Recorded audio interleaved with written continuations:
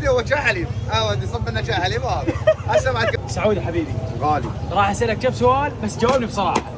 مطلق الصراحه مطلق الصراحه مطلق الصراحه تمام؟ اي والله. يلا السؤال الاول، هم ضايج فد يوم من زبون مثلا او شيء قايل لك انه اكلك مو طيب، سامعه وانه ضجت؟ اضوج؟ بينك وبين نفسك. لا تدري ليش ما اضوج؟ لان الاكل اذواق، يعني اكو يعجبه ياكل مثلا على سبيل المثال يعني. دجاج، الدجاج يعجبه ياكله هيك حلو، اكو لها يعجبه له مكعبات، هو نفس الشيء بس هو كذوق يعني. حلو، اقدر اخلي لك اياه فوق شويه هاي زلاطه من شنو يسوي لك اياه فتوش منتوش ولا لا شنو ما ادري مثل هذا بالقهوه اللي تروح له لا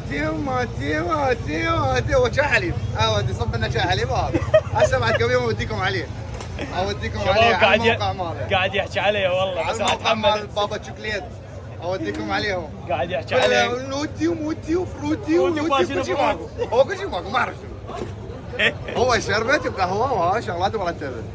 سعد السؤال الثاني، يلا جاوب. شنو السر اللي يخلي الزبون يرجع لك مره ثانيه؟ نظافه الاكل. حلو. يوم بيوم جديد. حلو. ودعاء الوالده طبعا. الله يعني. الله يحفظها ان شاء الله. الله يسلمك. الله يحفظها ان شاء الله. اي اكيد. يسلمك. اكيد دعاء الوالده هذا اهم شيء. طبعا. هو هذا اللي يسهل لك امورك. اي والله. يوميا تدعي خطيه.